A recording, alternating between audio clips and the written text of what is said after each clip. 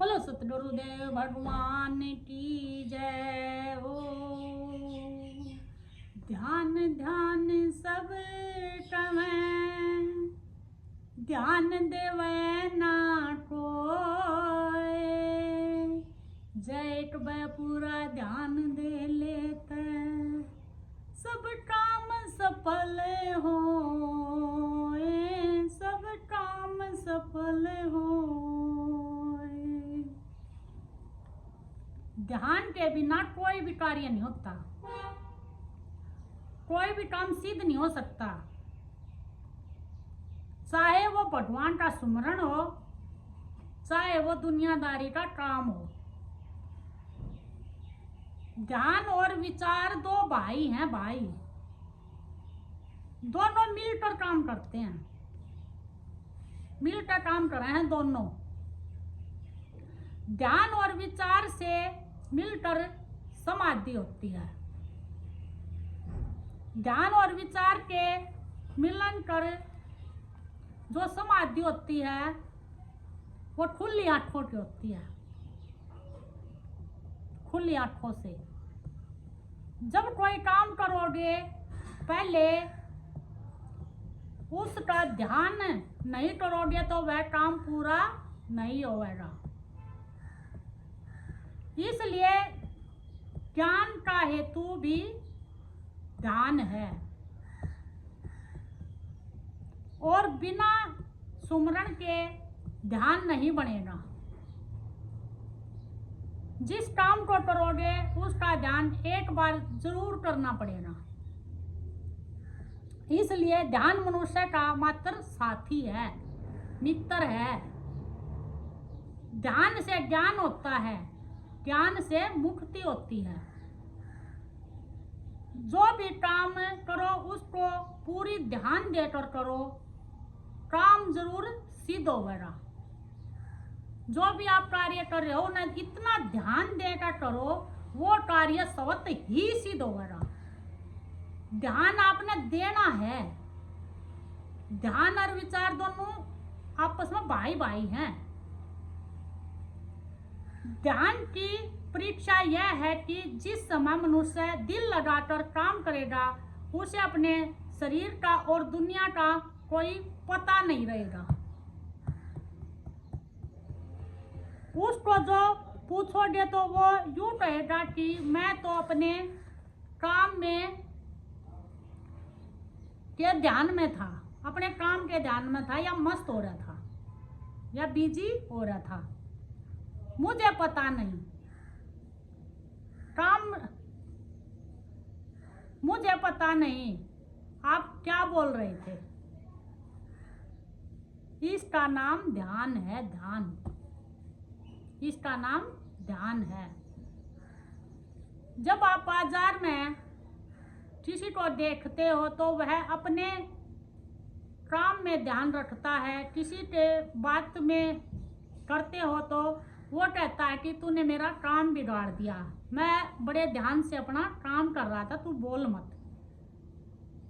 तो वो पूरी सजगता के साथ वहां ध्यान से अपना काम कर रहा था। ध्यान मुझे मत बोल इस पर सोचो कि जब दुनियादारी का काम बिना ध्यान नहीं हो सकता तो भगवान का सुमरण ध्यान दिए बिना कैसे लगन लग सकती है। ध्यान देना है हर एक अपनी गतिविधियां पर। ऐसा ध्यान करो कि न तो दुनिया देखे और न ही आपा देखे। ऐसा ध्यान करो कि ना तो दुनिया याद रहे ना आपा याद रहे। जब ध्यान में कुछ नहीं दिखेगा न कुछ सुनेगा तो भगवान में मन समावेश और शांति प्राप्त कर जाएगा। सच्चा ज्ञान होकर भगवान के दर्शन हो जाएंगे। भगवान तुम्हारे अंदर है, अंदर है तुम्हारे भगवान, सब जगह एक रस है। सच्चा ध्यान करो, सच्चा ध्यान। प्रेम के बिना ध्यान नहीं आवेगा। प्रेम तो बहुत ही जरूरी है, प्रेम बिना वो असली ध्यान नहीं घटेगा। खुली आंखों वाला ध्यान के बिना किसी को भी ज्ञान नहीं हुआ है। इसलिए ध्यान का साधन, ध्यान ही साधन बनाओ। वो शुरू में ठीक है भाई, 8 मीच के आप बैठ जाते हो, कुछ दिखाई नहीं देता। 8 मीच तो अनंत भगवान, कुछ दिखता है तो अनंत भगवान। तय खुली आंखों से, ना देख कर देखा, ना बोल कर बोले, ना सुन कर सुना। ये एक स्थिति है। ये प्रेम वालों में बहुत ज्यादा घटित हुआ है, और ज्ञान वालों को भी जिस पर प्रभु कृपा कर दे, जिस पर स्वयं की कृपा हो जाए, तो वो प्रेम घटित हो जावे है। तो हरेक अपनी गतिविधि पर ध्यान दो। ध्यान ये होता है असली ध्यान, खुली आंखों का ध्यान। आंख न मूंदो, कान न रूंदो, तनिक भी कष्ट न धारो। तो ये बिल्कुल सरल है। सरल भाव से ही भगवान मिलेंगे। भगवान इतना सरल है, इतना सरल है। हम जब साधना करते हैं उसे कठिन बनाते हैं, विशेष बनने के चक्कर में। विशेष चाहिए हमको कठिन चाहिए, हमको सरल नहीं चाहिए। वो एकदम सरल है। जिसकी जैसी भावना है उसको उसी प्रकार मिल जाए। भाव दृढ़ है, भाव होना चाहिए। और फिर वो भाव भी खत्म हो जाए। भाव किससे सिद्ध होते हैं? स्वयं से। भाव भी तो मैं उसे होते हैं। और फिर जिसको मैं हूं भी कहना भार लगा है, क्योंकि आत्मा निर्भर है, निर्भर। वहां फिर कुछ नहीं रहता, ना आत्मा ना परमात्मा, ना बस होना। मेरा होना ही बाकी रह जाता है, मेरा होना ही सब कुछ है।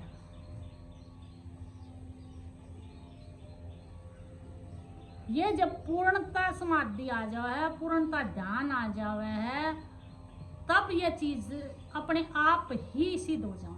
अपने आप घटित हो रहा है। सब कुछ सहज भाव में, सब कुछ सहज भाव में हो रहा है।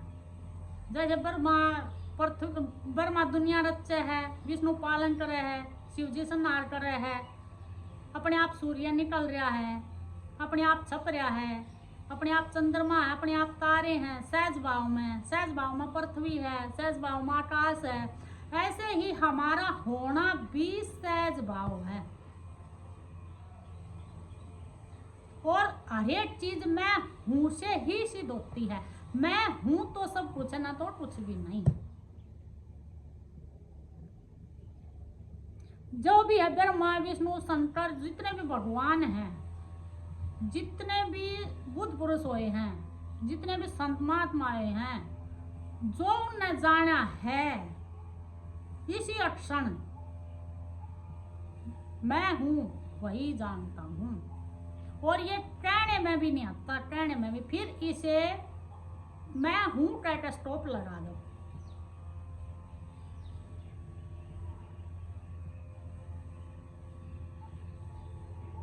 अगर आपने अर्थ दिया तो आपने माया घेर लेगी।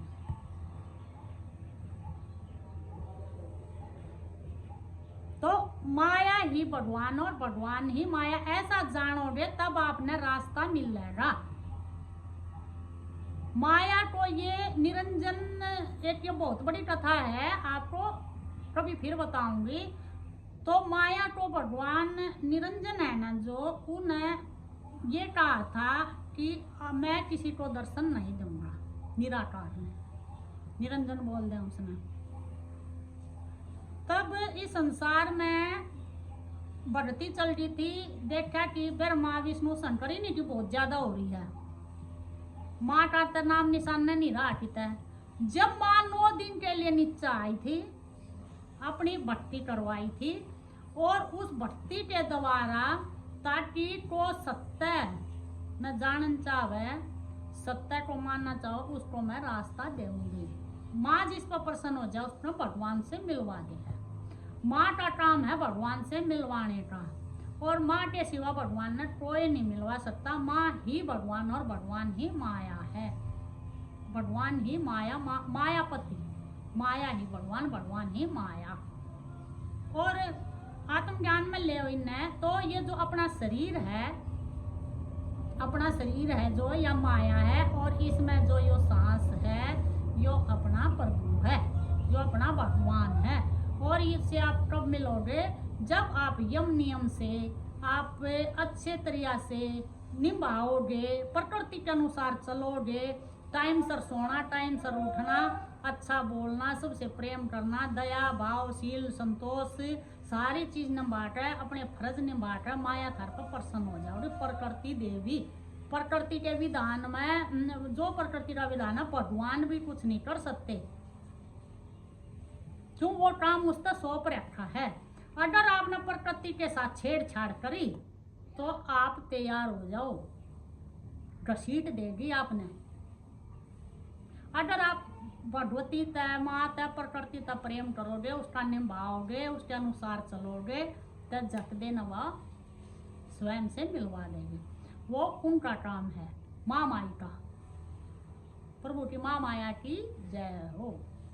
जय दुर्गे काली राधे श्याम गौरी शंकर सीताराम। बड़े प्रेम तो बोलना करो कई बार, जय दुर्गे काली राधे श्याम गौरी शंकर सीताराम। जय दुर्गे काली राधे श्याम गौरी शंकर सीताराम। हर हर महादेव। बोलो गौ माता की जय हो, बोलो भारत माता की जय हो, बोलो सनातन धर्म की जय हो, बोलो सीताराम सरकार की जय हो, बोलो राधे श्याम की जय हो। हर हर महादेव, हर हर महादेव। आप सभी को हाथ जोड़कर आपके अंदर बैठे आत्म तत्व को मेरा बार बार प्रणाम।